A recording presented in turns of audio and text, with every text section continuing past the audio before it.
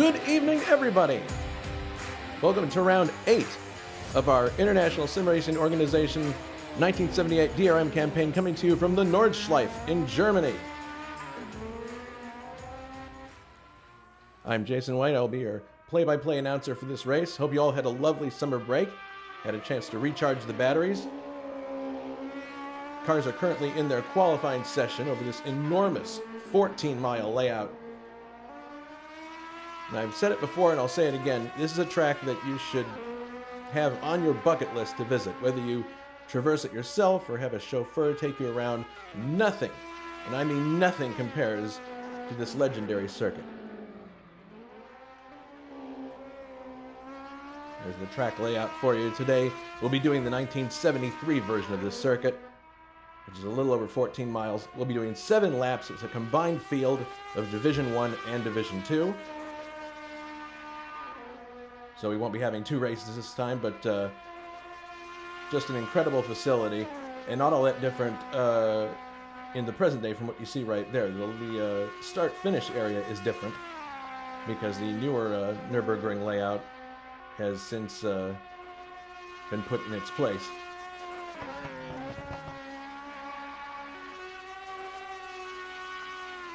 This track is, in so many respects, the ultimate challenge for any road racer.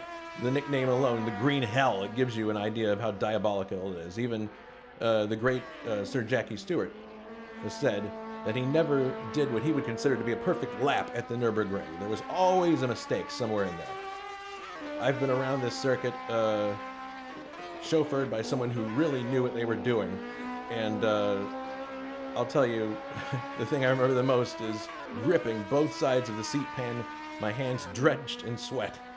It was an experience I'll never forget.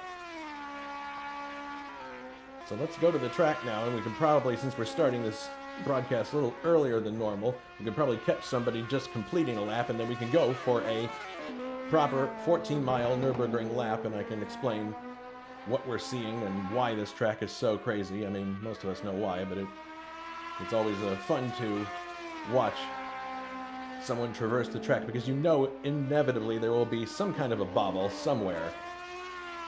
There's no such thing as the perfect lap of the Nürburgring unless your name is Stefan Beloff, but let's see if we can find someone here who's just about finishing a lap.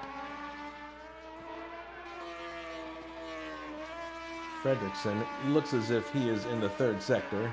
Let's keep looking just to see if we can find somebody. There's little Al. We'll be talking about his car a little bit later on. Wilmer Johnson looks like he might be about to finish a lap, so we'll go with him. Wilmer was one of the earliest people on the circuit in many of the practice sessions, and he's been doing quite well, driving one of the Fruit of the Loom BMWs.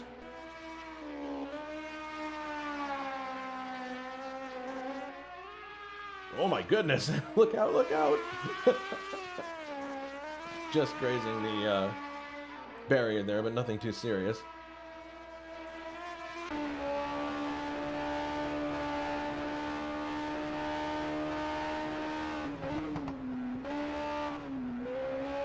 Yeah, he's just about at the end of a lap, so providing he goes for another lap, we'll have a chance to see a complete lap here. This is the little carousel near the end of the lap in the Schwabenschwanz. Whoops.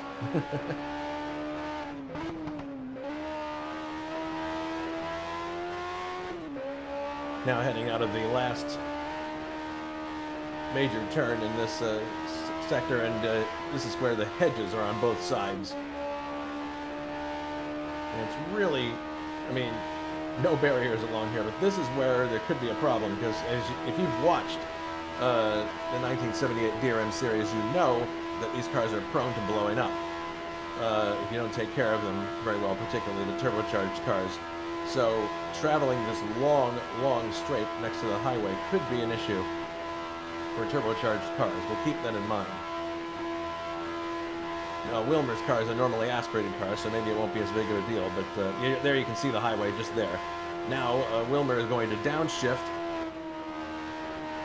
to head into this chicane section that's right before the start-finish area. Left. And there you can see the score tower. So now we're going to go for one lap of the Nürburgring.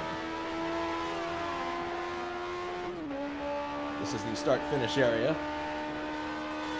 And now we head into this spoon-shaped south curve, turning left here and then back to the right. You can see there's an option to go on the Südschleife, which existed at the time, but we are on the Nordschleife, so we make this long right-hand kind of spoon-like turn. And now we're heading back the opposite way. You can see the control tower there. It's very interesting because of this layout. People used to get signals in the back of the pits as well as the front of the pits. Okay, now the left turn that takes us onto the proper Nordschleife. You can see there, off to the right, that's the option to cut the lap short. We're actually going to be doing that when they go to a race session. We'll do a little formation that takes that shortcut so they won't do a full lap. But Wilmer is now very much into the first sector. Several very sharp right and left-hand turns here that get tighter progressively. So you have to be very much on your toes through here.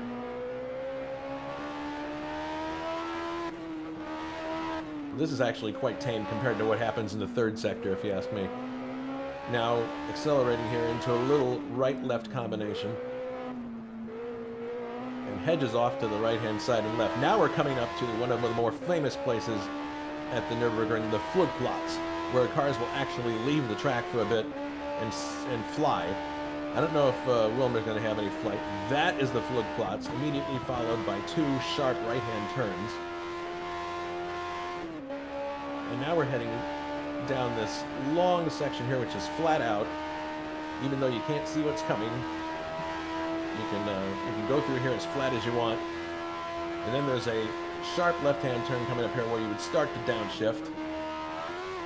Yeah, here is the Ehrenberg turn, right-hander, which takes us into another famous section of the Nürburgring, the Foxhole, which is a long downhill section, flat out. You've got to thread the needle here on the curbs. And then here comes one of the more dangerous portions of the circuit that a lot of people get wrong, Adenauer Forst. As you're heading uphill here, you want to start downshifting and getting yourself into a position where you can take the Adenauer Forst section, because you can see how it gets tighter and tighter. A lot of people get this section wrong. There's a film on YouTube of people in the 1970s in their passenger cars getting it wrong at Adenauer Forst, and one car after the other just either rolls over or touches the curb or has some kind of problem. So having gotten through Adenauer Forst with no problem, we're now getting towards the end of Sector 1. Right-hand turn here. This section, lots of forest.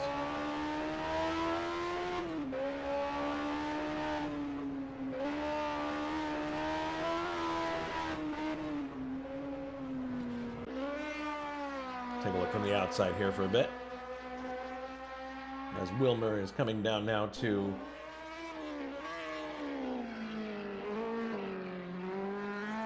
there's a bridge here at some point, a little further along.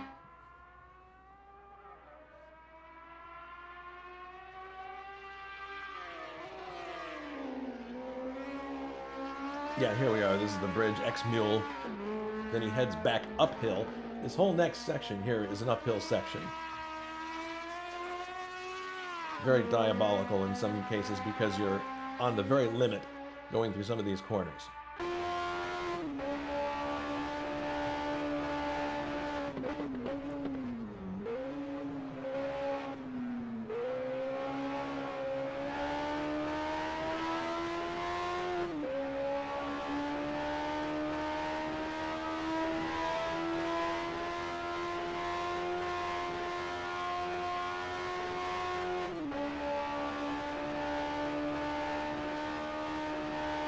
Eventually here we're going to arrive at what is probably the most famous corner on the Nürburgring, and that would be the carousel.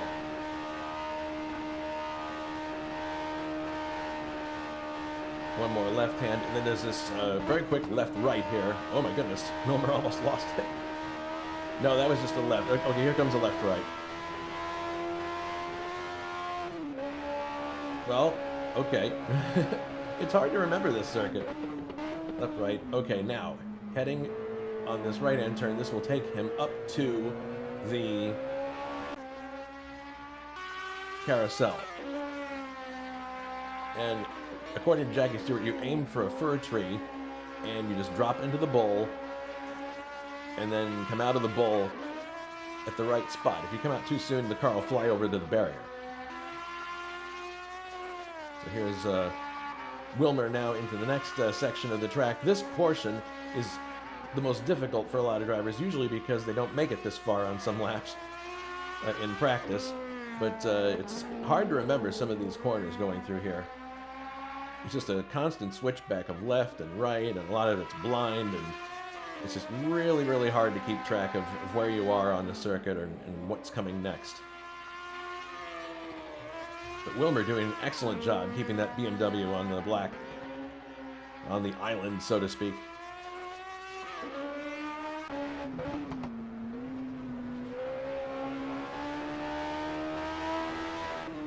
And as you can see, the Division 1 cars, Schlapinski has done a lap of 7 minutes 32 seconds, which is really good.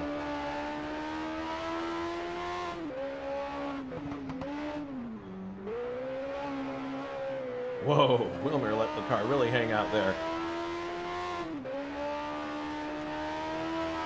Coming down now. This is a section that I've seen in person just from a visual point of view, like off the circuit, and cars always bottom out right there. Oh my goodness, look out, Wilmer. Careful, careful.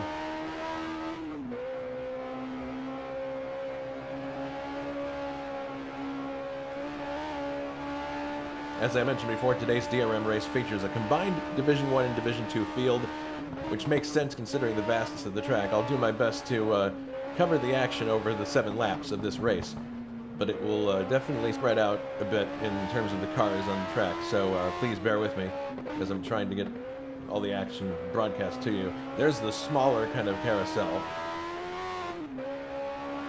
Klein's carousel. Now we head back onto this long, long straightaway again.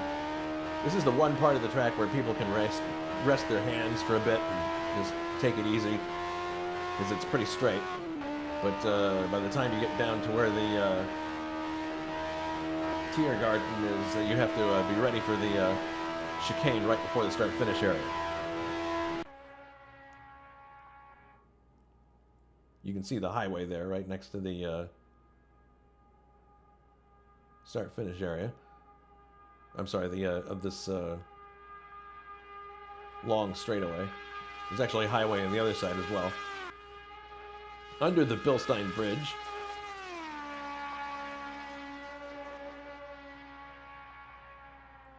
And now this is the portion where he has to downshift and get ready for the... And Wilmer does it very well. So that's an excellent lap for Wilmer. Had a few hairy moments, but that is one lap of the 14-mile Nürburgring Nordschleife. Crosses the line. That lap was 8 minutes, 28 seconds and change for Wilmer, and he's pulling straight off.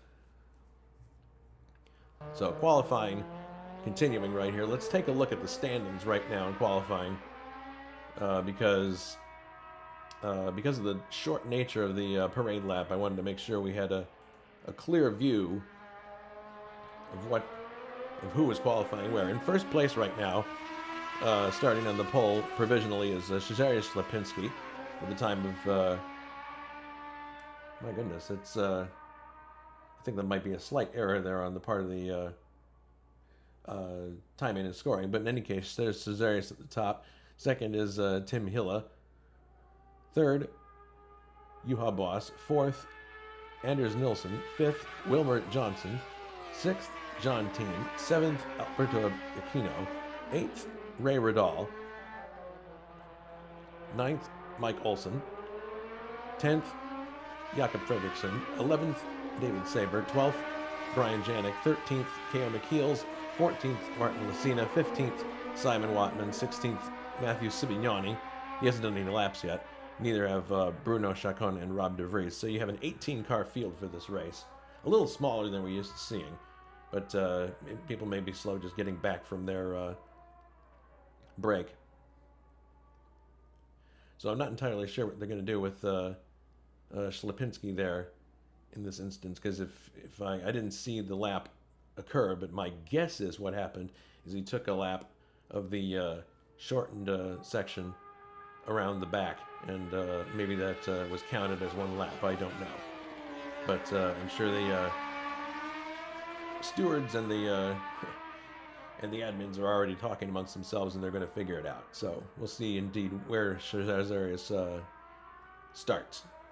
He may not be in first place. We'll see. But that's a look at where they are right now in terms of time. So there's the zeros on the clock. Qualifying is now over. And I don't believe Sibignani, Bruno, or Rob are on the... No, they're not. So they're all starting at the back. Here's Ślepinski finishing a lap, I believe. Yeah, he's in the third sector. But you have to wonder about... why they didn't take any qualifying laps. I would guess probably the reason why is because it's a long race, and given the spread out nature of this track, it's probably not the biggest concern to be in front of a bunch of people or not. Although getting around people at this track is going to be a challenge.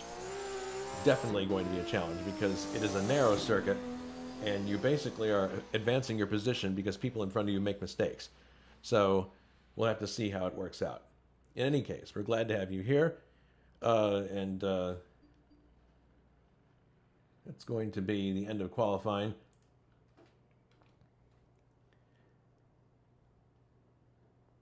Let's take a look at what we have coming up at ISO. Next week, we have another diabolical challenge, but of an entirely different order.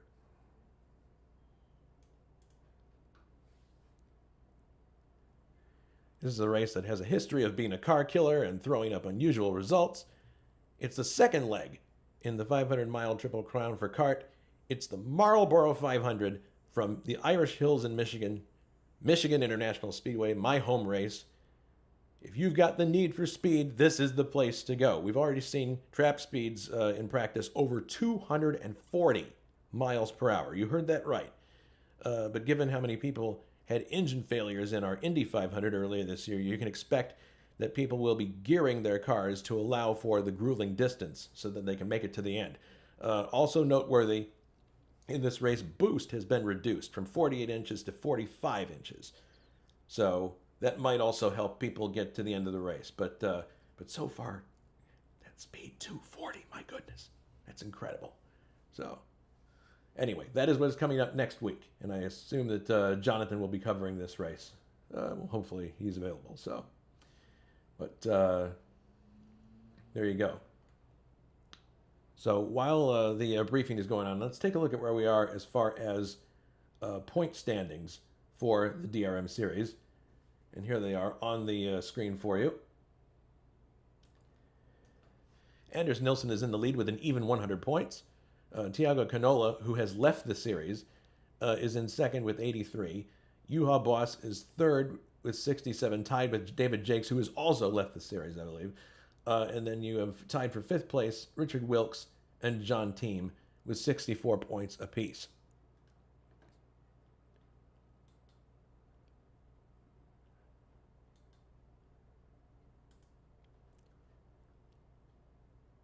So points-wise, Anders currently has the best chance of taking the title, clearly, because he's, as of how many points he has, but things that are noteworthy, he's switching to a Ford from a BMW for this race. We'll see that on track. Canola and Jakes, second and fourth in the points, have both left the series, so there is that. Juha Boss is third, and Wilkes is fifth, and they'll need to outscore Anders and can't afford retirement because both would have two DNFs, which would be their drop scores. We haven't gotten into the drop scores yet, thank goodness, because those are always so incredibly difficult to keep track of. In any case, there is where the point standings are, and we'll see if Anders can add to his total, or if something happens and Juha and Richard can advance in their position. So Just so everyone knows, it's first 20 points, second 15 points, third 12, fourth 10, fifth 8, sixth 6 points, seventh 4, eighth 3, ninth 2, and 10th is 1. And of course, those go for class position. Division 1 and Division 2.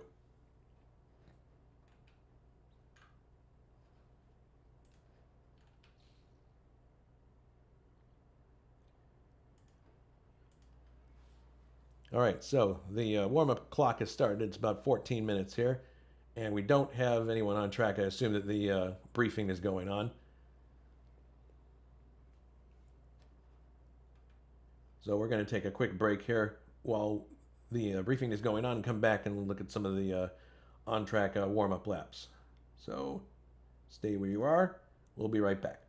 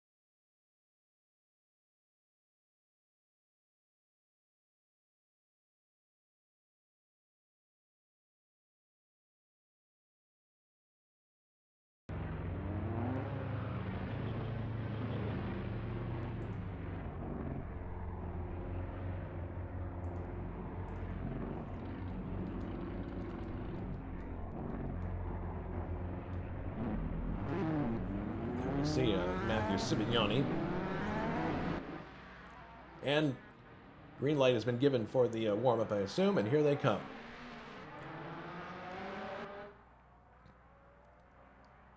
Matthew Ibañez driving the Toyota. And out they come onto the straight. Let's see how the Toyota does. This is a car that's the widest one on the track generally. And it should be quite interesting to see how he does on the Nürburgring with this car.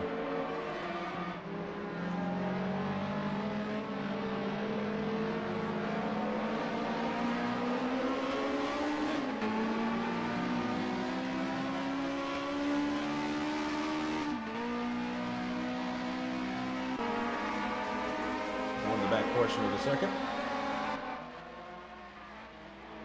And now onto the proper Nordschleife.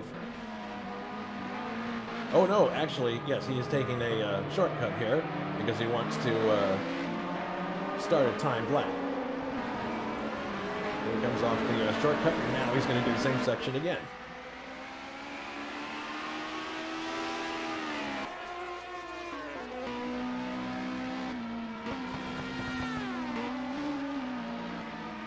Heading into this spoon section curve. Then back to the right again.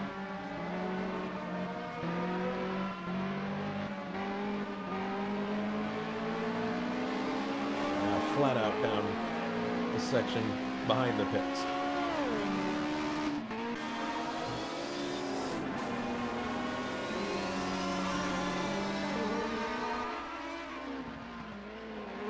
Now he's not going to make that turn. He's going to go for a proper lap. There he goes. Ooh, lights up the tires as he brakes for the first turn.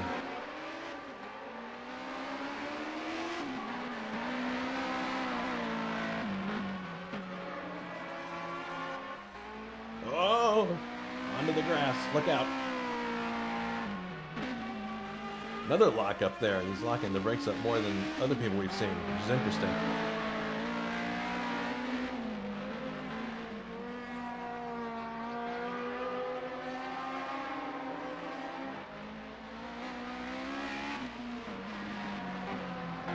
I wonder if he has a brake bias issue there. It's locking up quite frequently, but in any case,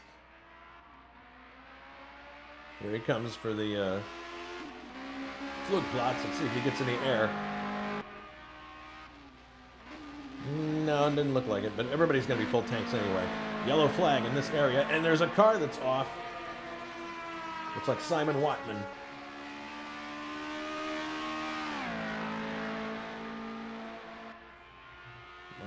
I think that the flag marshals are going to have their work cut out for them today.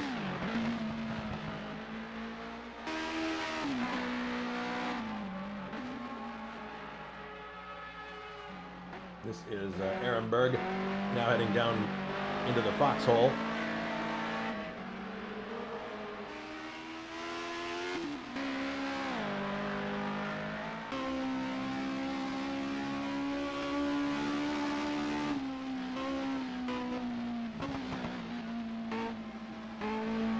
And now the progressively slower turns that lead to Adenauer Forest, because you don't want to get this wrong.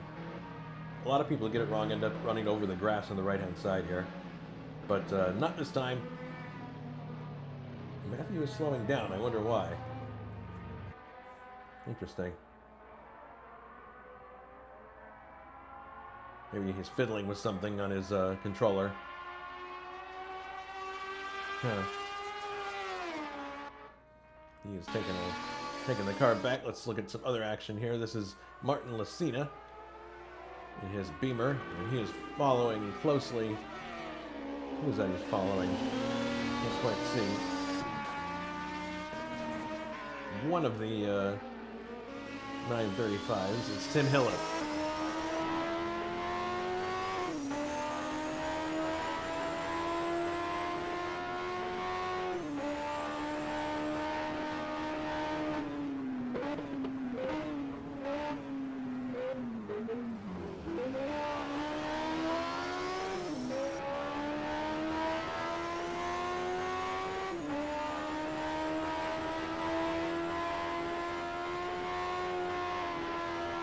Oh, look out, look out.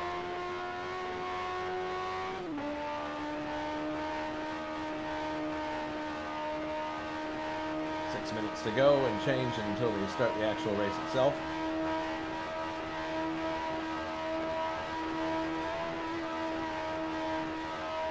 Got a flat out through here.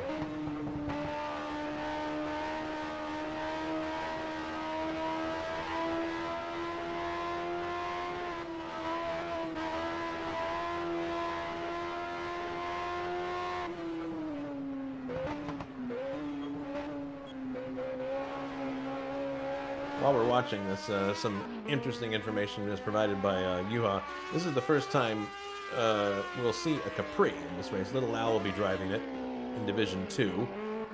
Let's see if we can get him on here. There he is. He's in the pits right now, or in the garage area. This car actually made its debut at Hockenheim, but we rescheduled the tracks, and Hockenheim was round 4, and we preferred to have the car do the correct number of races rather than appear too early in the year. So that's why it's appearing now, if that makes any sense.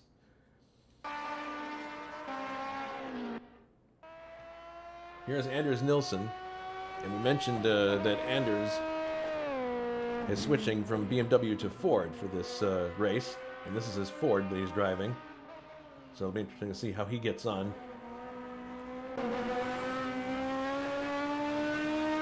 Here's a look from his cockpit.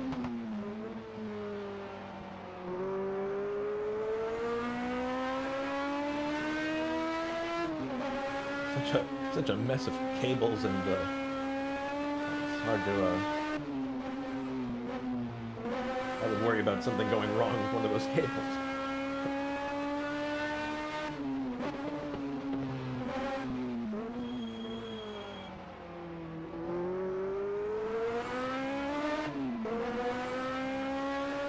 For those of you who tuned in late, let's go back to the track map just to orient everybody.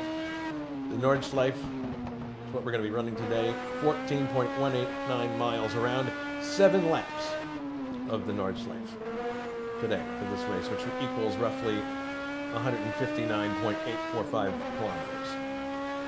Almost 160.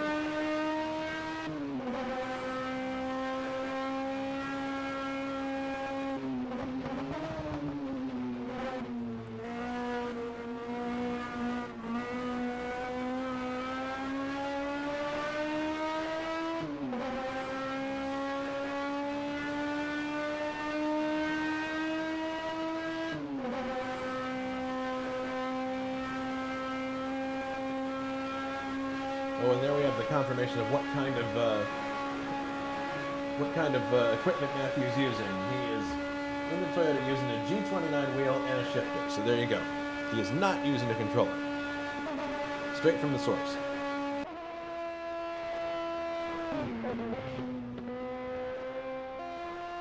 Thank you for the clarification, Matthew.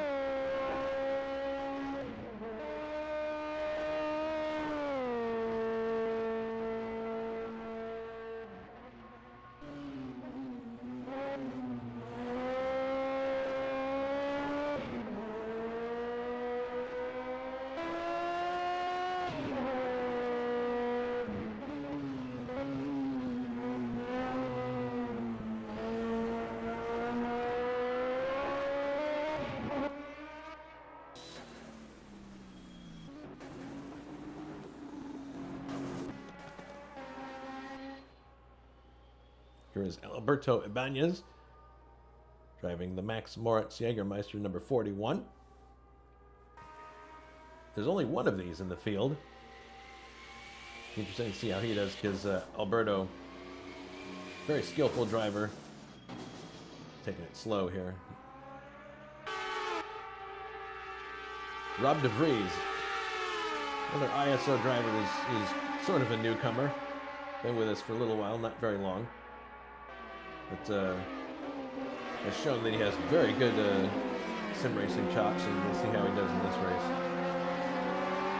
Collection of Beamers here coming through the final turn.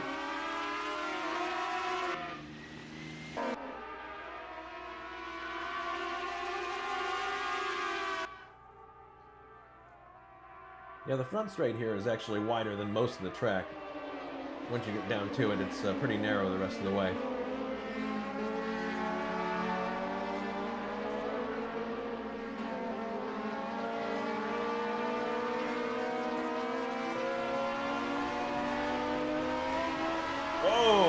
Rob hits the barrier.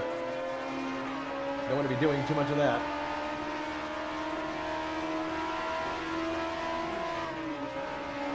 Look at Janik. He's having a look here, but thinks better of it. 1 minute, 13 seconds to go until the actual race commences, or we start our pace lap.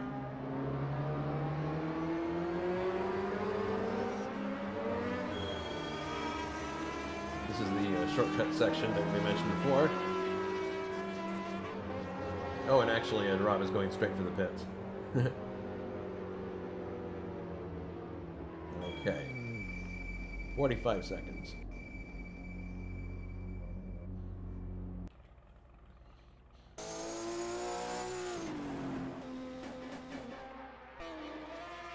Wilmer again. Most people are in the pits at this point, so we should be going to the racing session in a second. Again, 7 laps around this circuit. With Division 1 and Division 2 together.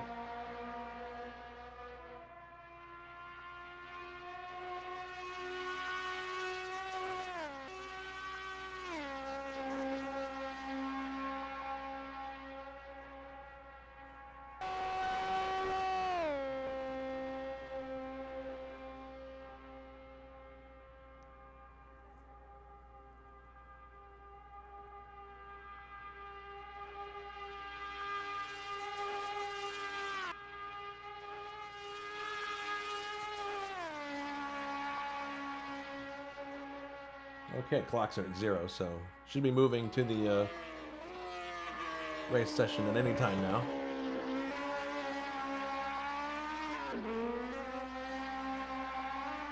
And Wilmer arriving at the start-finish area just in time. Okay, here we go. All right. We're in the race session now. There are 8 laps on the board. Actually, that's counting for the 1 pace lap that's going to be on the shortened section. Tim Hilla actually got the pole, and actually I'm going to run through the all of this right now before we even start, because we have a very, very shortened lap. Tim Hilla, well, oh wait, are they starting again? No, they're starting the warm-up one more time, so. Gotta make sure the grid is input properly, I'm sure. That was the reason why, most likely.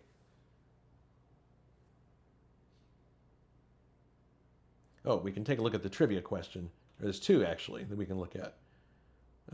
Trivia question 1 is, in the 13th ADAC Goodyear 300-kilometer race, this is the one we're doing, who placed first in Division 1? Was it A, Bob Wallach, B, Klaus Ludwig, or C, John Fitzpatrick? We'll have an answer for you later on in the broadcast.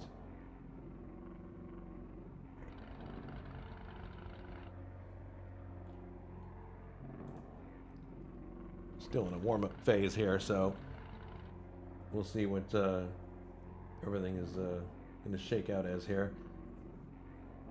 Possibly it's a qualifying order issue, but in any case, let's still get... there's 2 trivia questions. Trivia question 2. Same race. Who placed first in Division 2? Was it A, Harald Ertl, B, Hans Heyer, or C, Manfred Winkelhock?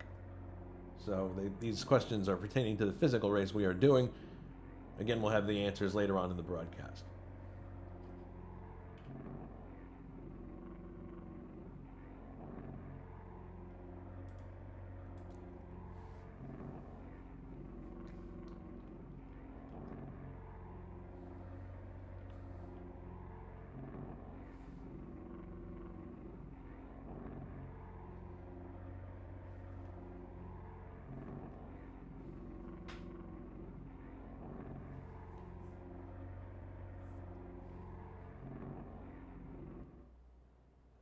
Okay, we moving to the race session now? Yes, we are. Okay.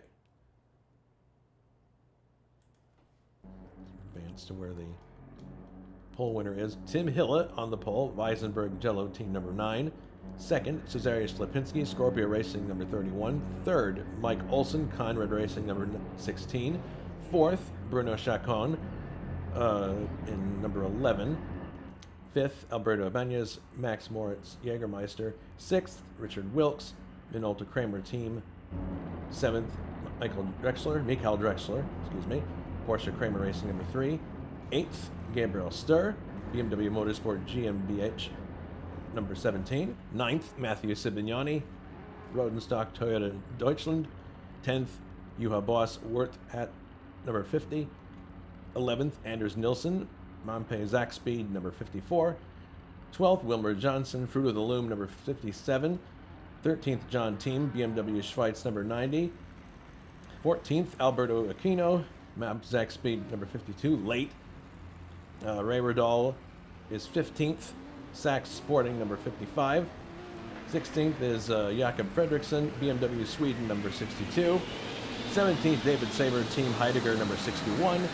18th, Brian Janik, Lothar Wagner number 77.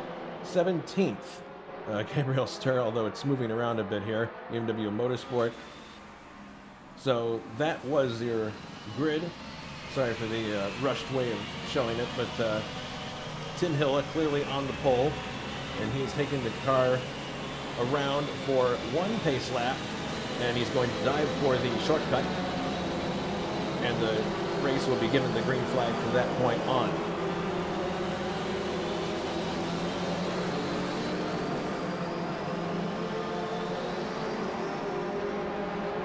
So here they are going along the backside of the course, on board with Tim Hille, the pole sitter, and he is going to, as soon as he comes through this left-hander here, he's going to dive for the concrete. Here he goes. And this is where we're going to have the cars form up. This is going to be a bit awkward, I would think. There's a bit of banking there to that, but here come the cars. They're going to try to form up for the start.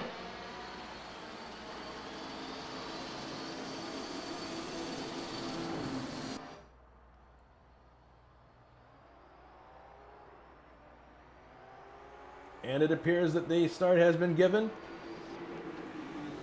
Green flag. Tim Hille leads them into the first turn, followed by Ślepinski, who gets on the grass, but stays in second place. So Tim Hille leads with Ślepinski in second. And now they're heading back on the backside of the circuit. You can see Ślepinski there just behind Tim Hille. Third place, Richard Wilkes. Fourth, Bruno Chacon. Fifth, Mike Olson. Sixth, Alberto Ibañez. Ibañez just dropped to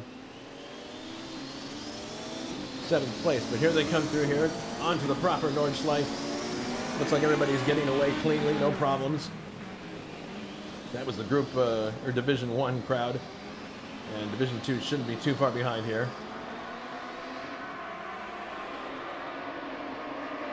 Here comes Division 2, and in the lead of Division 2 is Juha Boss. Very close together, this group. Hill is still leading Division 1, heading through these curving sections. Should be an excellent shot when we get to the fluid plots. Tim Hille has had some good showings this year. Interesting to see if he can keep things going for this 7-lap Nürburgring race. Tim Hille heading up towards the fluid plots. Ślepinski, Wilkes, Bruno Chacon, and Matthew Sibignani very close together. Olson, Drexler. And then there's a pretty sizable gap there before we come up to Alberto Ibañez.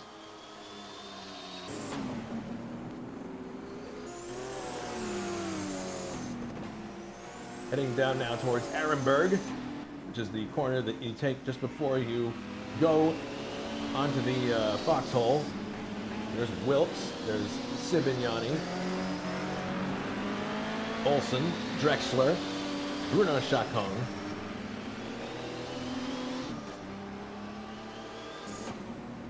Hille coming up now to the Adnar Forest section, which is very tricky. But Ślepinski staying right with him in this section. And they both get through without any trouble. Sibignani coming through as well. Olson. Drexler.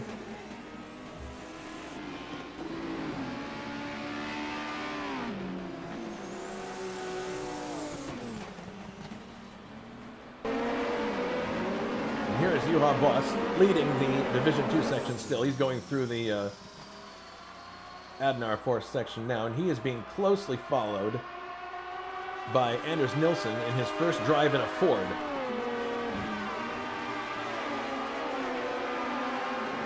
This group very, very, very close together here. Coming through this section here. Boss, Nilsson, team, David Saber, Wilmer Johnson. This looks like it's going to produce some really interesting action.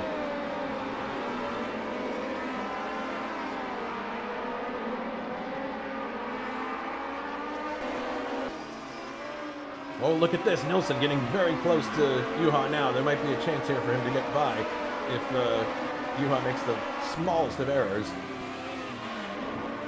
Downshifting now going into this very, very, very sharp left-right section before you get to X-Mule.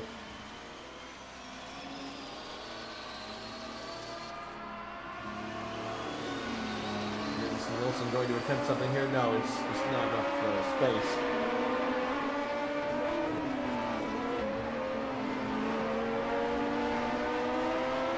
But still the same up front. Tim Hille, Ślepinski, Wilkes, Sibignani, Olson, Drexler, Bruno Chacon. But this is a very hot battle here for Division 2.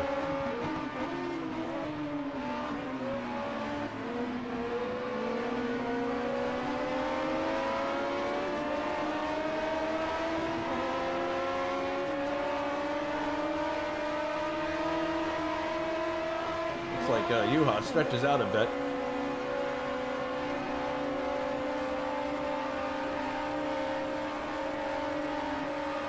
Oh, we're noting here that Juha has a turbocharged engine and Anders has a normally aspirated one, so that would account for the stretching of legs here. Now Anders has got to worry about who's behind him, which is John Teen. They're actually pretty close together.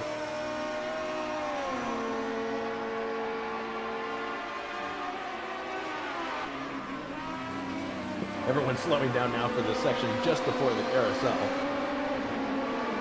Wilson and the team. Here comes the dropping into the bowl. And back out again. We're actually running up on Chacon here, who is in Division 1, but actually might be holding them up slightly here. This is going to be a little bit of an awkward situation. Chacon actually lets them by one of them, but oh goodness, Nilsson had to take, oh my goodness. John Teen had to take to the grass there to get by Chacon. That's rather awkward, but looks like everybody's none the worse for wear. And good evening. Oh, Alberto, how are you doing? Well, I was hoping for a bit of a longer race, but it seems that I got some weird technical problem. All of a sudden my throttle got stuck, and well, it was engine immediately to the limit of the RPMs. I could not shift gears or do anything. And when I came out of the game, it seems that my pedals had disappeared. So it seems, I think that, well, my USB port was giving me some trouble lately. So I guess that it failed and it doesn't recognize anymore the pedals.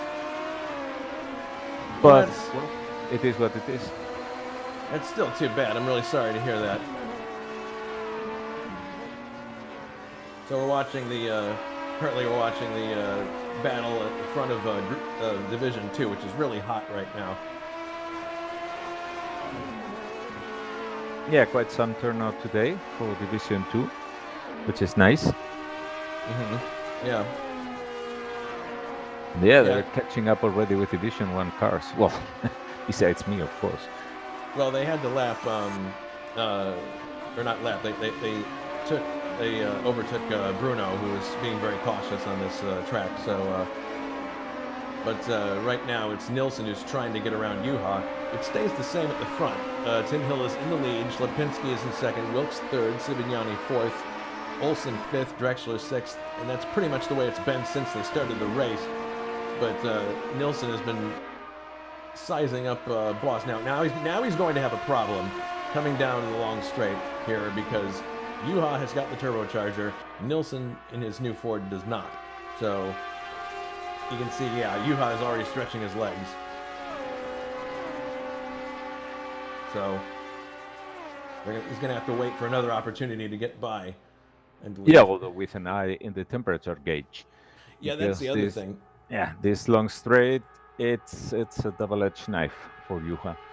He can get some breathing room, but at the same time, he's putting more stress on the engine. So, yeah, it's a situation of, you know, well, here actually, Nilsson has now got to worry about. I believe that's John Teen behind him. Yes.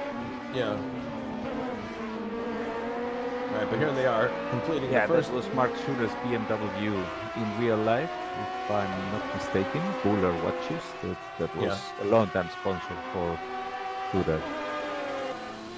Oh, Tim Hill is out. Oh no! Tim Hill is out of the race. We're gonna have to go there quickly and where's Hill at?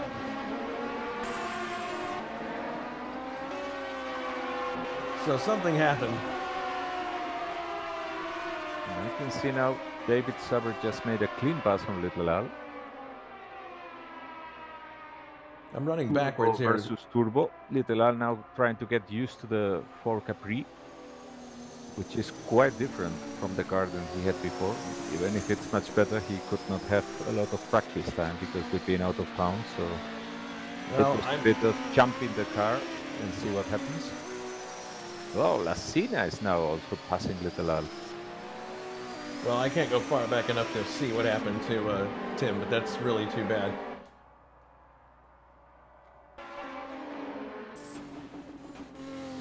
So Ślepinski is now in the lead. It was funny, during qualifying, I think one of his trips through the shortcut was counted as a lap, and that's why and for a minute he was the pole sitter with a time of 57 seconds. But I'm sure the admins caught that very quickly. Mm-hmm. But there he goes. He's got quite a distance now between himself and Richard Wilkes. I think about 7 seconds. Yeah, it's actually Ibañez who is getting closer to Richard Wilkes, and you can see clearly here who is being more cautious with the fuel in the turbo. Yeah. Wilkes is obviously taking it easy. Ślepinski is flat out. He tried to build a gap and then probably tried to preserve the fuel. Ibañez is saying, well, since the Toyota will probably blow up anyway, let's have some fun. Yeah, Ibañez's car is, if it finishes a race, that is a bonus a lot of the time. But look at how close he's getting to Wilkes now. And right behind him, that's Mike Olson taking it easy, and Michael Drexler, who is coming really quick from behind. Yes, these two are right next to each other. Yeah, Drexler and Mike Olson. This should prove to be a good fight. These and two. From then on, it's Division 2. Boss in the front, followed up by Nilsson and Tim. Yep. Uh-oh, we got a yellow flag here. Looks like somebody might have had an issue. Ah, damn it, and Little Al is also out of the race now. Oh, no! Yeah, seems that he crashed the Capri. Oh, that's too bad. Uh-oh, here's a problem. Looks like Ibañez had an issue. He's, like, flashing his lights and asking people to go by. Not sure what happened there. Let's have a look at a replay. Yeah, Ibañez had some kind of an issue here. Or no, it wasn't Ibañez. It was somebody else. No, but I can It was see Wilkes. the It was Wilkes. Ibañez Wilkes had an crawling issue. there. No, I see what happened now. Wilkes had an issue, but it was initiated by Ibañez. Ibañez touched Okay, the back. just waited for him. Yeah. And I guess he figured that was so Ibañez was waiting for him because he didn't like the way that he got that position. Yep. So there's a level of sportsmanship that's nice to see. And then he stops and waits. Now this incident makes sense. Okay. Yeah, he flashes his lights and there it goes. Okay, yeah. Well, that's sporting of Matthew. It is, although with this situation, it's now Drexler and Olson that have been able to catch up, and it's now a four-way melee here. Yeah, now it's a 4-car battle. While Ślepinski basically flies into the distance. Meanwhile, Nilsson and Boss are having their own fight there with John Tim very vigilant from behind. Yep. Ready there to pick up any position. And Nilsson seems to prevail on the outside. Very, very, very skillful move. Nice job. So Nilsson is now effectively in the lead in Division 2. But once they get to a flat-out section of the course, I think that position might change again. We'll see.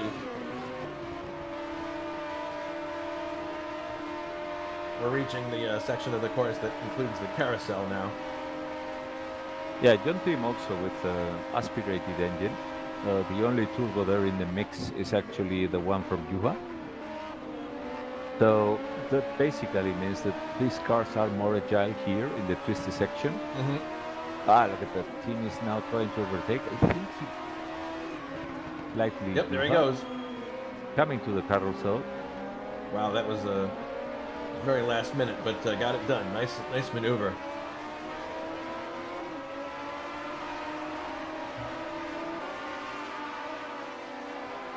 Ah, Ster is also out now. Oh.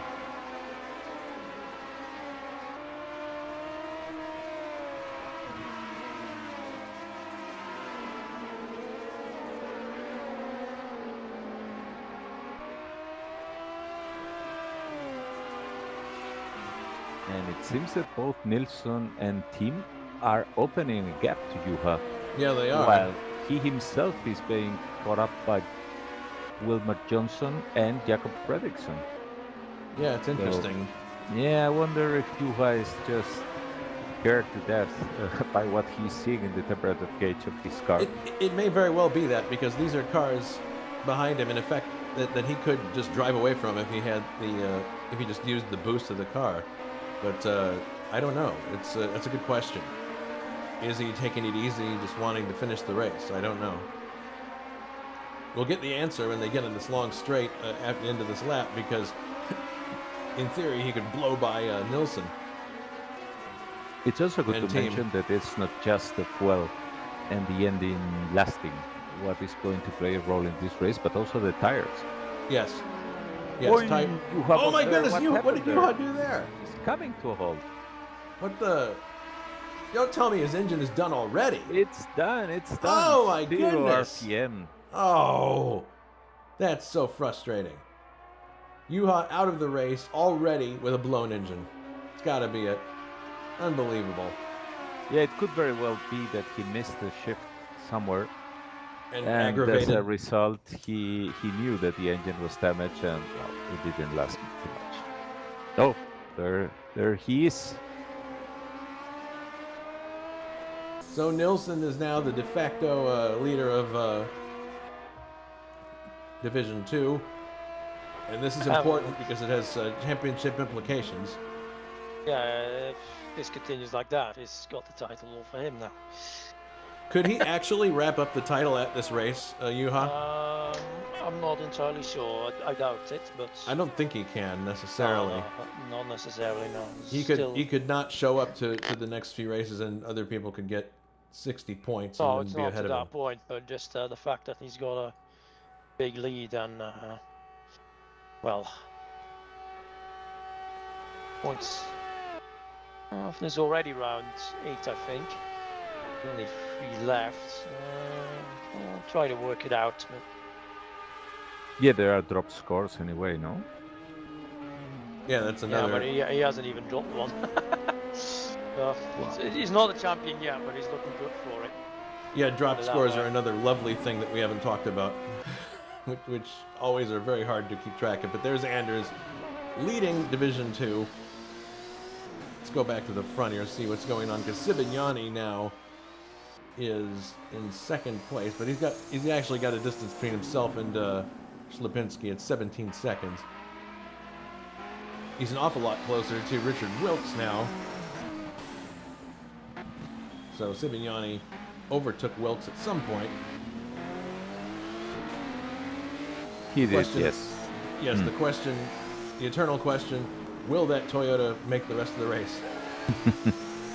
Yeah, I think that's part of it why Wilkes did probably not put too much of a fight, because on one hand he wants to be in command of his own race, on the other one he already had a loft up from Sibagnoni and didn't want probably to risk something worse as an outcome.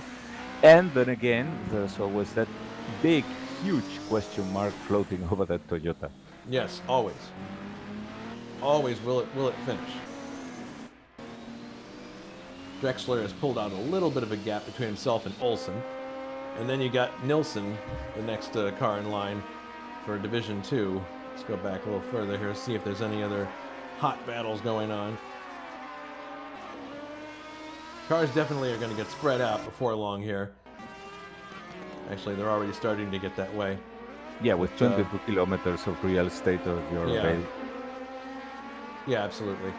Here's an interesting battle between Lucina and Ray Radal. Both turbocharged engines. Both turbocharged, so it's a pretty even fight here between these two. Two very good drivers and two very similar cars. So this could produce an interesting situation. Here they come up to the flood plots. Nobody's getting any air in these cars. Oh, actually, wait. Lucina got a little bit of error there. So, spoke too soon. This is the section that always used to freak me out because you can't see half of it. And yet it's a flat-out section.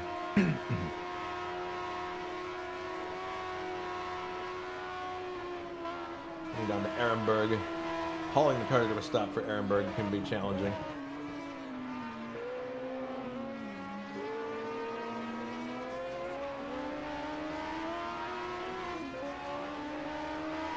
Yep. Yeah, I can imagine that all this in real life must be even way more scarier than it already seems here. Oh, it's frightening, trust me. They had the opportunity, was talking about it in the chat. We made a trip this summer and I could walk the Norris ring. Oh, yeah. And yeah, it's way more intimidating when you see it there and picture yourself going with the car that flat out into the hairpin. Yeah, I can only imagine. Oops, Rauna right now was on the grass.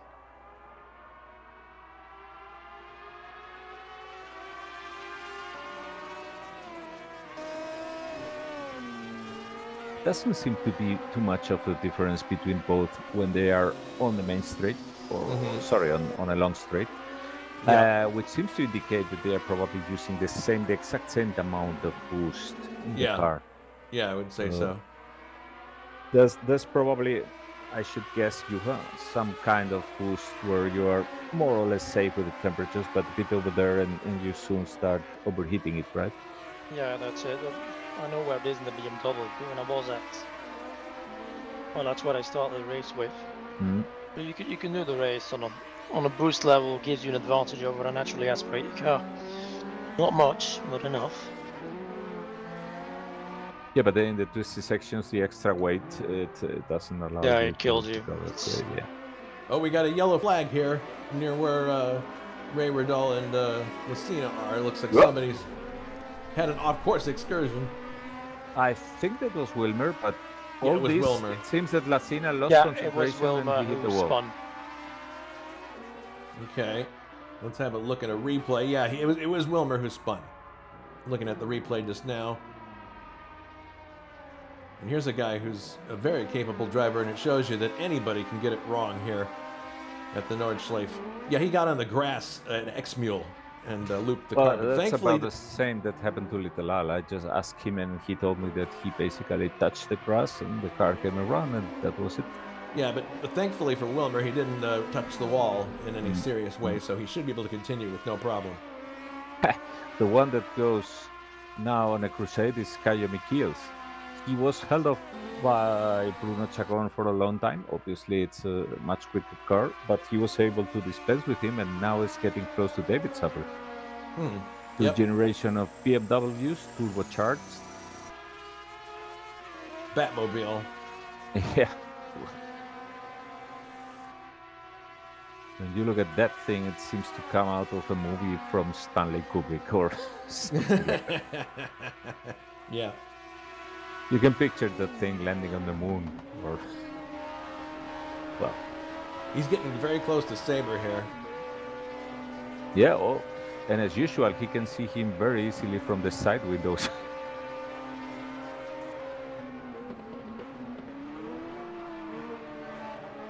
Yeah, you're looking out the side windows at certain points to go as you're driving forward. I think it's a sprint car. Into the carousel. Oh! KO gets up onto the flat bit. That's going to slow him up a bit. Yeah, the carousel is the thing that has only one single line. And you either nail it, and I'm talking entry speed, through the carousel and the exit, or you immediately pay for it. Yep. But he didn't end up shooting over to the barrier. He managed to get through there without any problem. Yeah, that slowed him a bit, but... Yeah. No big deal. No harm, no foul. Yep. It's so hard to pick a part of this course that's the most challenging, because it's all challenging. Everything. All the way around. The only part... Whoa! KO would have spun out there, but he caught the edge of the curb there, and I think that straightened him out just in time. Oh my goodness, he's got tank slapping going on now. Yeah. Look at it. Somebody has lost a... Oh my goodness, somebody somebody has hit the barrier. It's David Saber, and he's lost some parts there as well. And He's trying to get off the now, barrier. after getting rid of Martin Lacina, Let's is see what being happened hunted here. down by Brian Janik. Here's a And replay of they what are in the happened. twisty section. David Saber seems to be stuck behind the Yeah. barrier. No, he's in front of it. He lost some parts, and he's up against the barrier.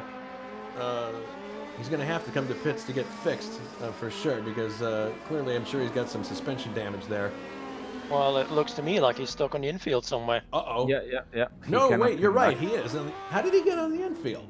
Well, he was stuck behind the barrier, and I think the game is sort of glitching about where he exactly is. Oh. Okay, Because he's trying to get out of the grass on a very grassy, slippery slope. Oh, my goodness. So meanwhile, very hot situation there between Rai Ridal and Brian Janik. Brian has been steadily catching up with Rai, and in this twisty section, Rai has a lot of issues, but they are coming now to the backstretch, and this is the place where Rai is going to get some breathing room, but that won't last too long, given how quick Brian was coming from behind. Yep, here we're on board with Brian Janik, and he's definitely closing little by little on Ray here. Yeah, Brian is now doing 148. Wilmer is out. Wilmer is out of the race. There he is, just now. And let's see what happened here. On board with Wilmer. Maybe we can hear if it's a engine failure. He's on the long straight. Yeah. Yep, there it is. Engine failure. Actually, that's a very dangerous place to have an engine failure because you have no shoulder to pull off onto. But he is out of the race. David Saber has also retired. Oh, well, Saber probably couldn't find his way back onto the track. That's too bad.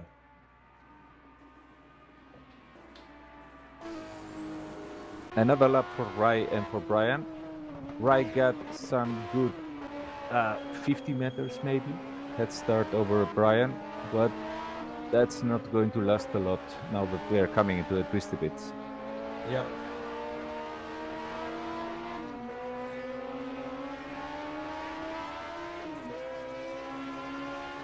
So at the front, we have Lipinski in first place, and his gap now is 11 seconds to Wilkes. Wilkes The has battle pulled for it. third is looking interesting. Yeah, between Matthew Sivignani and Olsen.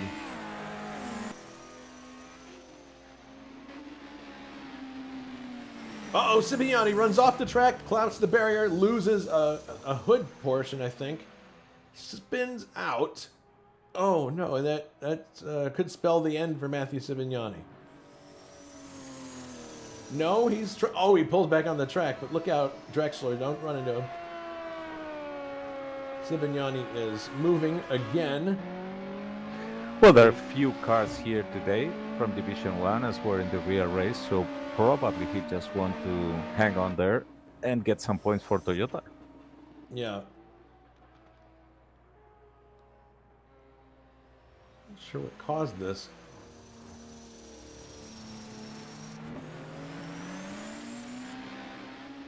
He just understeered out into the grass, and once he gets on the grass, all bets are off, and he just ran into the barrier. Just by that Civic- spot went Rai Ridal and Brian Janik with their own fight. Sivignani is now out of the race, so there Yeah. goes that. Oh,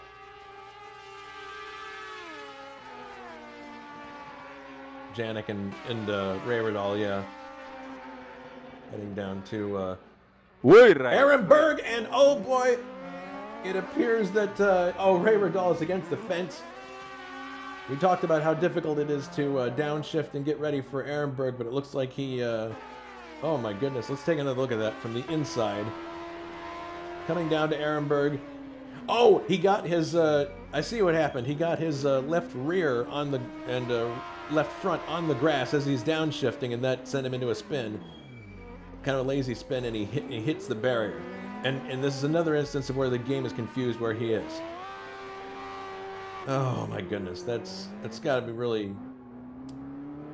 Now he's on the other side of the fence. Now we got a similar problem. He's gonna have to find his way to an open. Oh no, now the game has got him on this side. and he's retired. He's retired. goodness. That's too Oh, bad. as of now, that means that Bruno Chacon is top 5. Yeah, it does. That's some good points there for him. Yeah. For his usual hanging on there.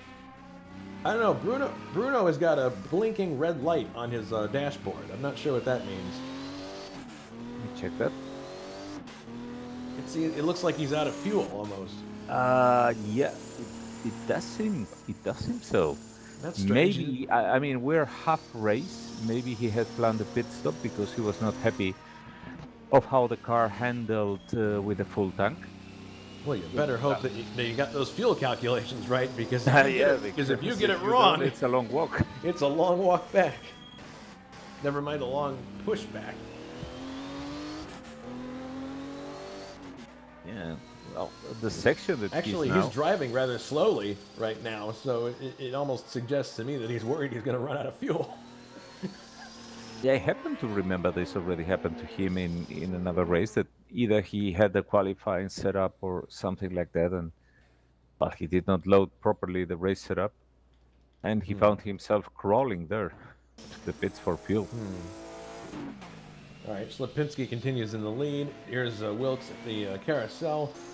Olsen approaching the carousel. That gap has increased between those two. Drexler, very good run for him so far in 4th. He almost loses it on the way up to the carousel. Nielsen is the leader of Division 2, 5th overall. Then John Team, and then Fredrickson. Fredrickson's actually getting close to John Team here, so it could be a battle. That's what I was about to say. These two are now into the carousel. Oh, look at that. Look at that. John Team just missed by a tiny bit the entry, and he immediately was punished by that. He slowed down.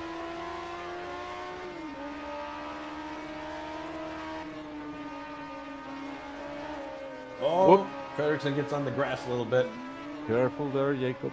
Yeah, be careful. That's already... Ooh, there again. I mean... Well, that's what you get. I mean, when you got a real racing driver that is smelling the blood in the water.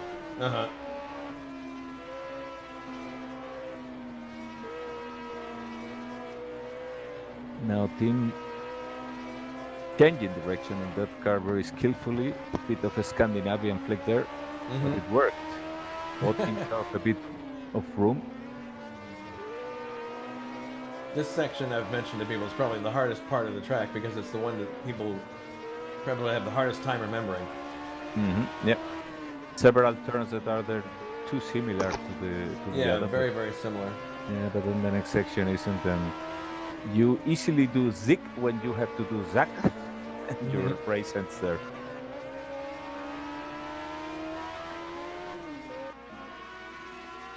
They're catching up also with other cars.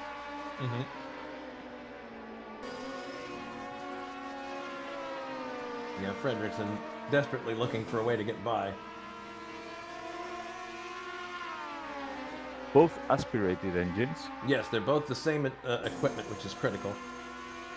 No advantage for any of them. Both Swedes, both BMWs.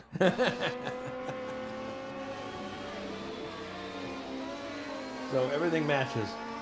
Yep. It's no wonder. You see Drexler a little bit ahead. No, to what I noticed early in the race, I was followed by 4 Swedes. Bit of a mafia going on there. Okay, let's see if Fredrickson can pick up any kind of a toe here. Oh my goodness, John run. Okay, this could be the opportunity that Fredrickson's looking for. John Team just ran very wide. Very nice 4-wheel drift, although it did cost him time. And let's see what the run out of this corner is. So Fredrickson's got an opportunity on the plate here. Team there taking up to the center of the track. Moving there now, they're coming to the kink. The kink at high speed. Yep. Unfortunately, they are not going side by side, but Fredrickson takes 6th place for the moment.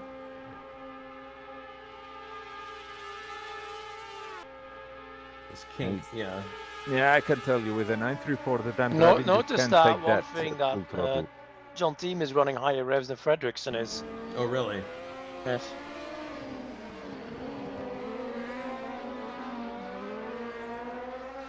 Ooh, bit of a tank slapper. Yeah, a little bit. Good control there for Fredriksson. Yellow flag in this area, probably just somebody in the pits. It is, that's Michael Drexler. Oh, it's Drexler. Okay. Let me see, because we missed the story with Bruno. Did he pit? Well, he's still hanging on there, and lo and behold, the fuel light is still ticking for him. Wow. So he's leaned it down, and he's going to see if he can get to midway. Although this is lap 6 out of 8. I mean, the race is really not... doesn't have that far to go. Drexler exiting the pits. Bruno is now in the back stretch, so Yeah, he's very soon going to be near the pits, and we'll see what decision he makes. Beautiful Nürburgring castle on his right now. Mm-hmm.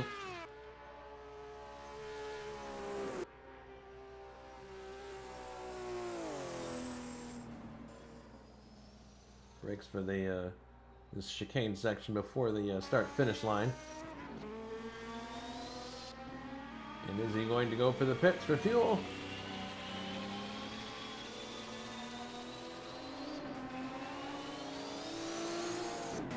No, he does not.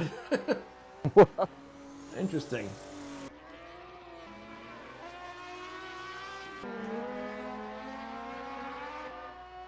So Fredriksson now in control of 5th place. That's because of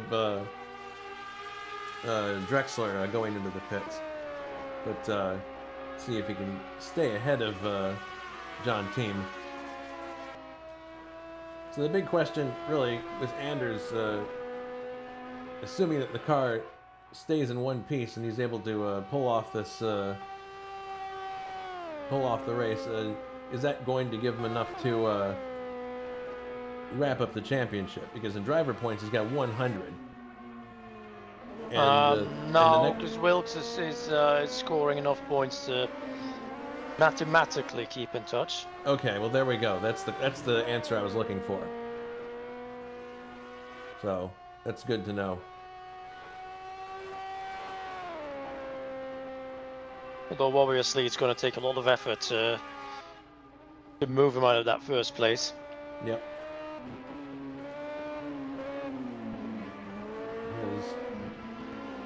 Fredriksson actually pulling out a bit of a gap now on Team. Interesting to see if he can start to close on Nilsson at this point. Yeah, so it seems. I mean, Yeah. the car in front, if I'm not mistaken, that's Anders. It's Anders, yeah. And Anders has normally aspirated engine just like Jacob, so should be interesting to see if he can close that gap before the race is over. He's got time. Yeah, probably Anders is trying to save fuel or tires. Or his engine. Yeah, nobody in contest at the front. There's plenty of space between Slipinski and Wilkes and Olsen. Mm-hmm. Actually, now that I think about it, big shout out to Olsen in 3rd place. Oh yeah, I that's probably one of his best drives so far. This would be one of his best efforts so far to date in ISO competition. Yep. I can't recall him being in the top 3 before in competition, let alone possibly finishing. So that's great. That's fantastic for him. It is. The Marlboro 500 coming up next week is historically, I mentioned earlier, a car killer, and given how difficult it is to make an engine last 500 miles, that could very well throw up a very strange result. It has in the past in real life, and with the attrition rate there, who knows who's going to win that one.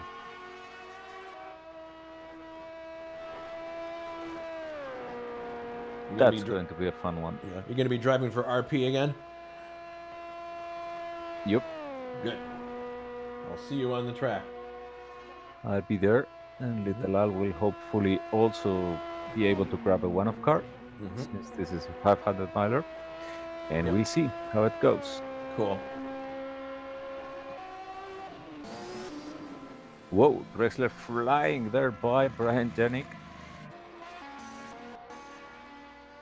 Yep. After his pit stop. Mm-hmm. He's actually still in front of Bruno Chacon, despite the pit stop. Really? Bruno there with his permanent fuel light blinking. I don't get that. It's strange to me. They'd be blinking that long. Maybe it's just an error of some kind.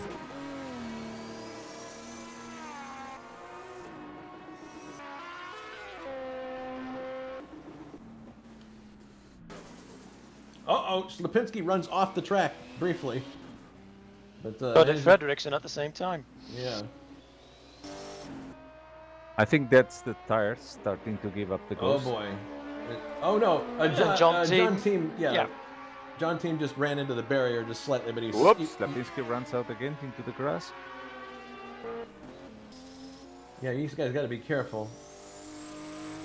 The car is not There's happy still now. 2 laps to go after this. Yeah. Yeah, Lipinski's starting to fight with the tires there, it looks like. And Wilkes is now only 9 seconds behind Slapinski. Ooh, so Lipinski's had to slow up a bit. Yeah, the old folks probably knew very well what was going to happen with the tires. So Interesting.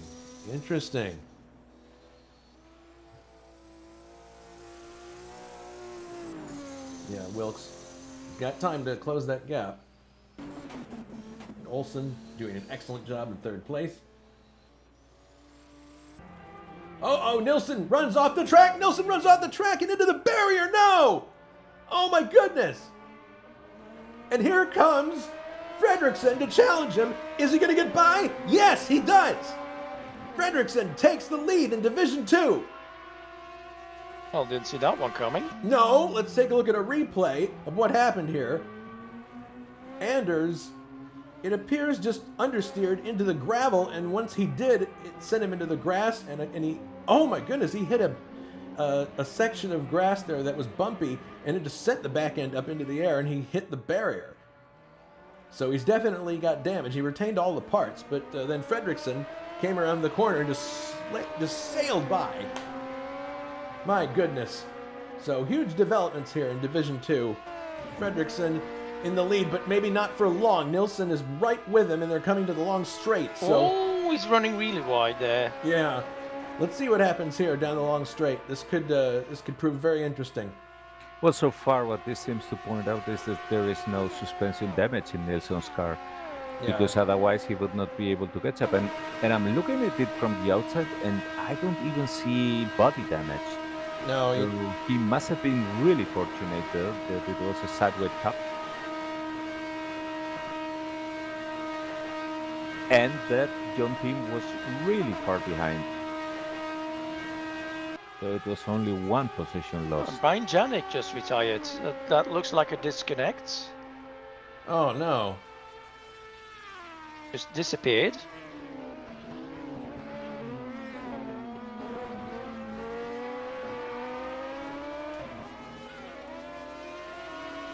Well, Fredriksson couldn't,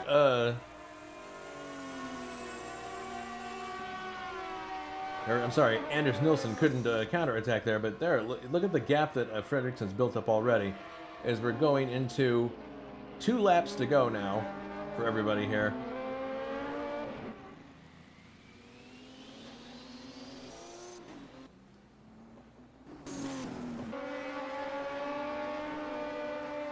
Team is Oh, Mike's engine has expired. Oh no! Oh, that's... That is... I fit. Or hasn't it? Is it still... Seems to be running, but... No, Don't think... he just stopped. Man, that's heartbreaking. That is really heartbreaking.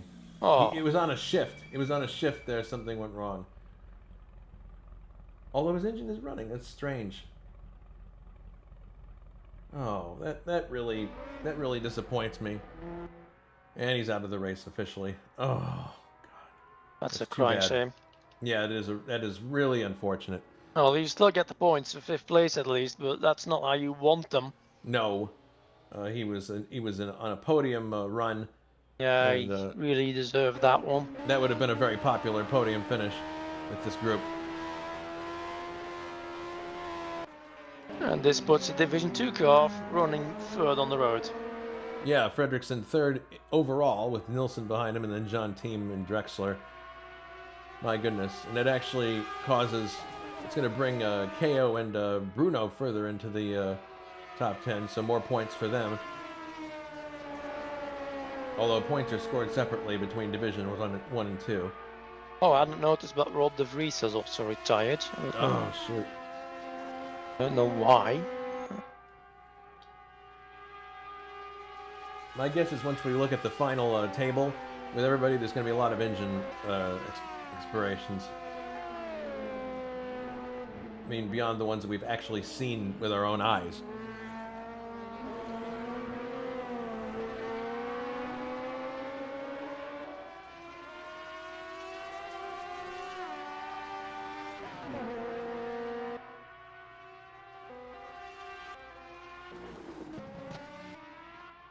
So it looks like there's nobody in real contest at the moment.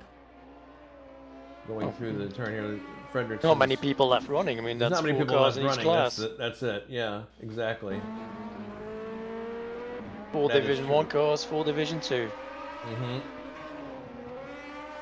All right, so maybe it's a good time to do the trivia question now. Let's see.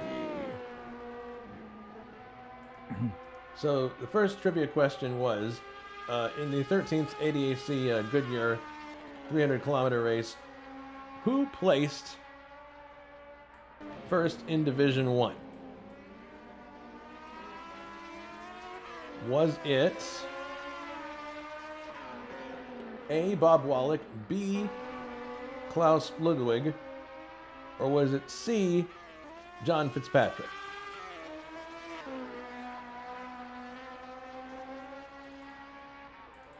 Well, I can't answer it because I gave it to you. Yeah, you can't answer it, but maybe Alberto has a guess. I would say Wallach, because I'm not sure Ludwig. I think raced in Division 2, and you John are- Fitzpatrick. I don't think he won a race. You are correct. It was Bob Wallach. That's the Oh, answer. that's it. All right, so we'll go back to the track now, see what's going on.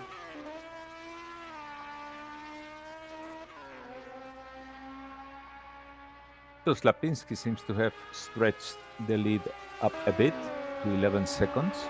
Oh, look at this! Nine Nilsson at is right 54. with Yep. Fredrickson now. He wants his position back. He does. He wants that win in the Division 2.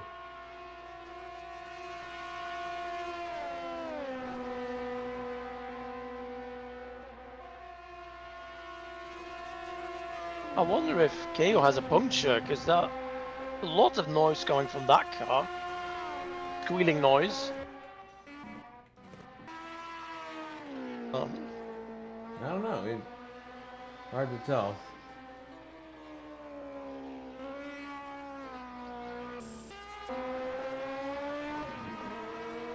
Yeah, Nilsson shadowing Fredrickson still. Heading for the carousel here. So clearly it looks like Nilsson's car is not damaged from that off-course excursion he had. But this is very important here. It's going to affect the points standings quite seriously.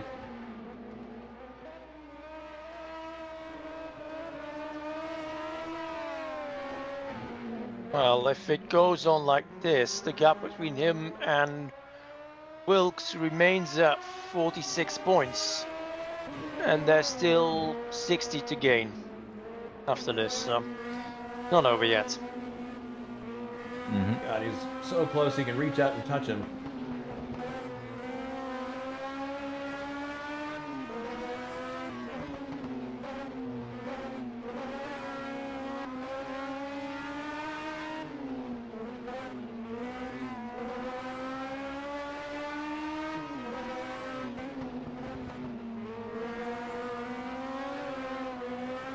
Oh man, very sideways moment for Nilsson there.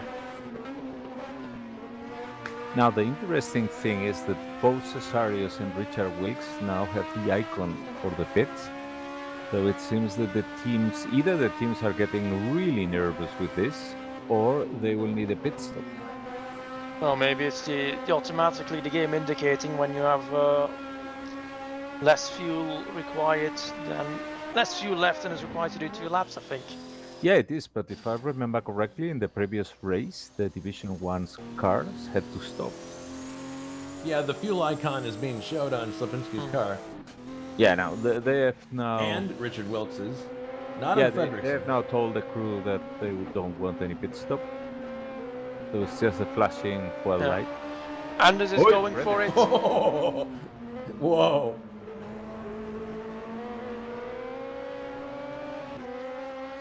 Yeah, he's definitely going to go for it on the straight here. If he can get a good exit. He's getting way better exits than Jacob. Could it be a tire issue? Using the chrome horn also. Yeah, chrome horn. Ooh. Yeah, but look at him slipstreaming. The BMW is pulling away. There seems to be a tad more aerodynamic, if you can call that brake even remotely that. But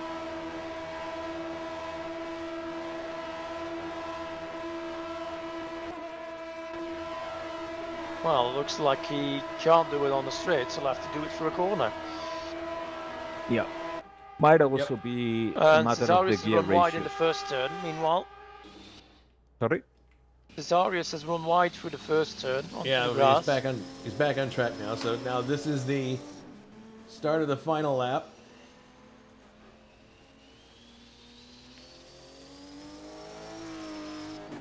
And there's Wilkes.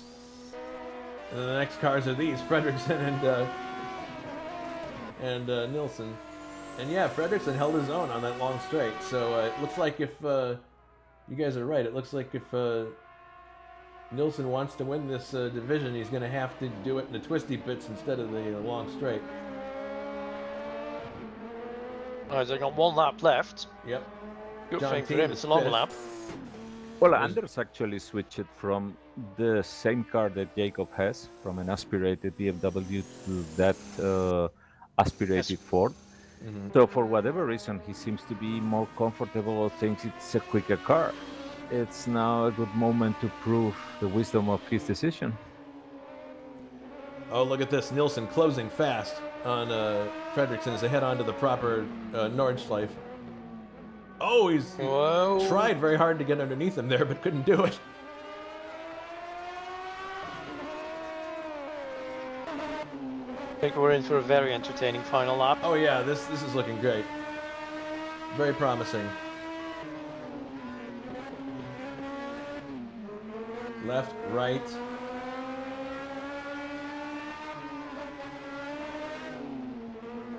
Right. Left. Oh, Fanders can get a better exit. Oh, yeah, well, he's getting Closure rate there was by a bit of a surprise. Jacob there.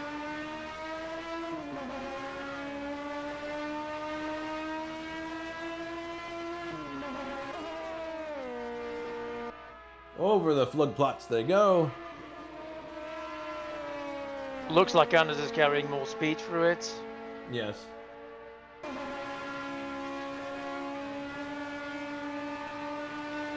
Problem is what happens after it. Yeah, they're coming up to a couple of really tricky sections here. Ehrenberg coming up, which has caught some people off. Well, there was a little bit of air there for Fredrickson as he slows down, but looks like both of them are going to... Oh, sideways, Anders a lot neater, and he gets even closer, not close enough. Yeah, had to leave there, bad exit, but he was able to block. You can't execute a pass down here. That's not going to happen. Nah, it's a very narrow track here. Yeah, foxhole down here is too narrow. Now we're coming up to the real equalizer here. Adnar Forest. Downshifting, and you have to get much slower than you want to be, that you think you have to be. They both handle it like pros. Yep. Man. Exciting stuff here. Fredrickson will be and Nilsson would be thrilled with all the TV time they're getting. Oh, sideways. Oh, sideways moment for Nilsson. Oh, or sorry, it was Fredriksson. Nilsson looks up the inside, can't get there. It's such a narrow course.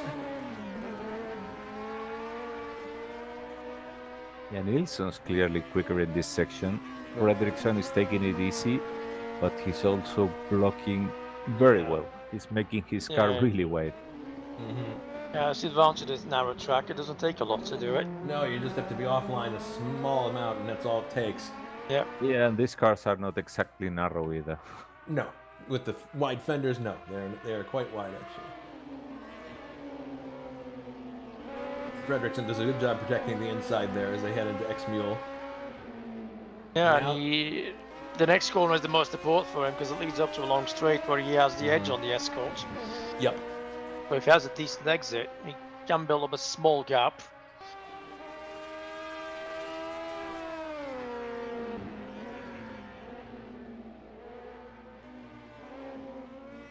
Rennen seems to be on the throttle early, best to back off. Yep. Yep. This is another section here where it really is kind of just one line through here.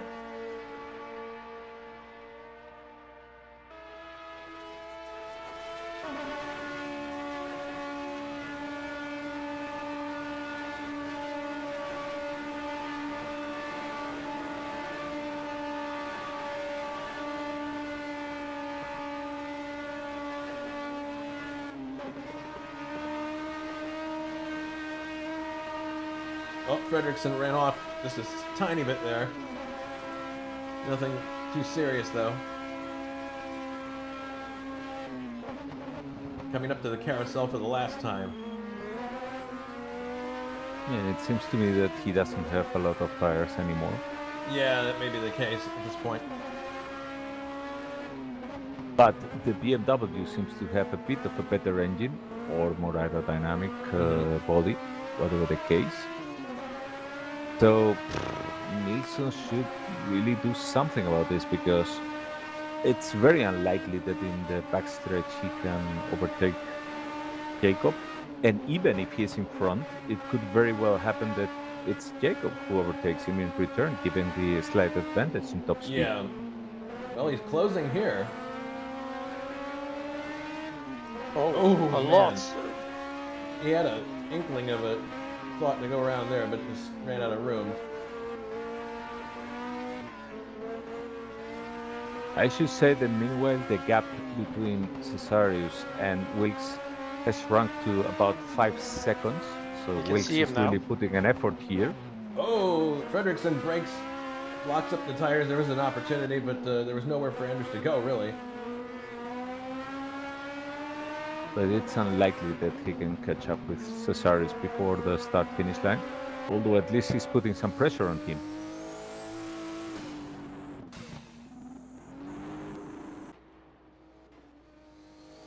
Yep, Cesarius. Oh, touching again.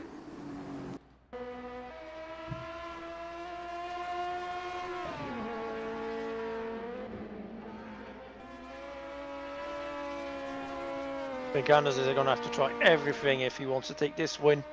Yeah, it's looking increasingly like Fredriksson hasn't covered, but we'll see.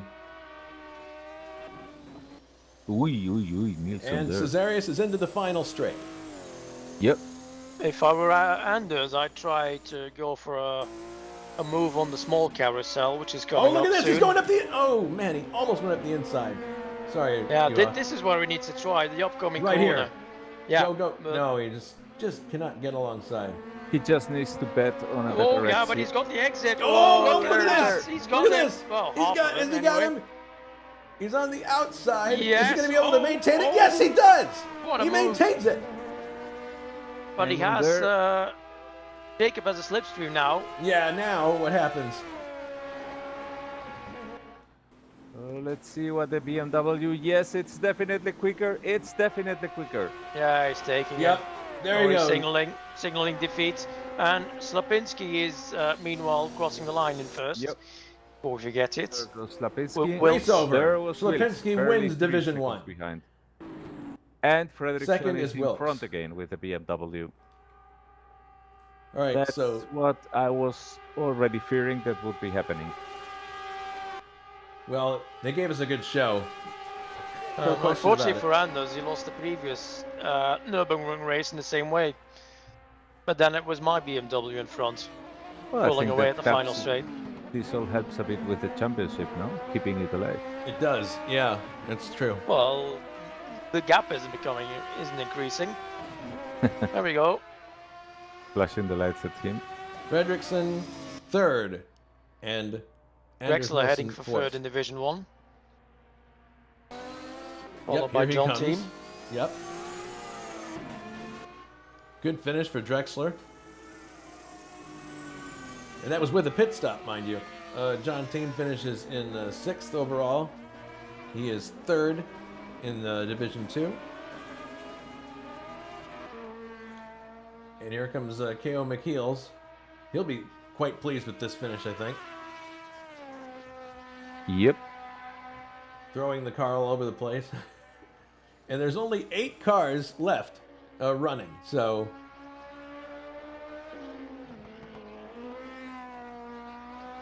He's got a little bit of a ways to go here before he gets to the start-finish area. He's on the smaller carousel, and then he's going to take the straight.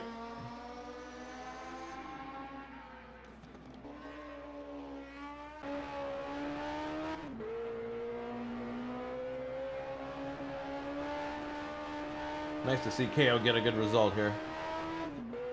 So, I have to run now, guys. Have to do 100 kilometers back home. Oh my goodness. Well, Yeah, I want to... because we came from our summer house to do the Oh my race. goodness. But yeah, it's time to go back. We're nearly off at the end of our holidays. But yeah, we'll be back next week for more. And then we'll be staying here. All right, Always a well, pleasure to join you in the booth. Oh It yeah, was always. really exciting race. Thank you very much for your time and continuing great commentary. Always good.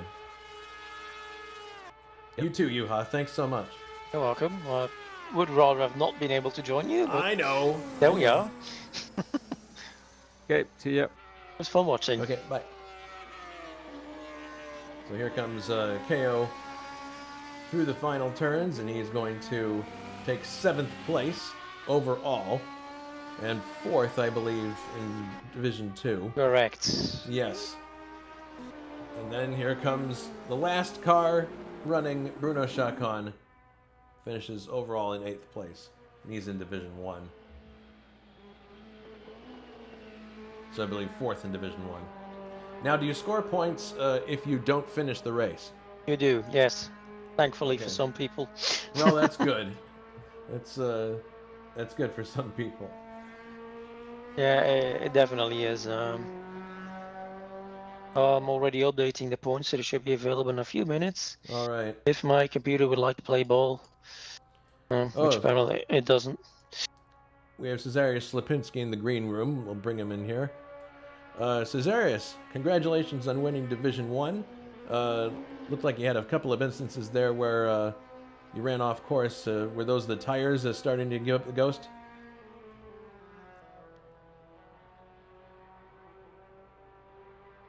Yeah, actually there was one moment I lost the car in the same spot. I did it last time we raced on Nürburgring. I thought that, you know, if the damage would be the same, if I got a puncture, that's it. But it was only a bent car. It was really, really challenging to drive, you know.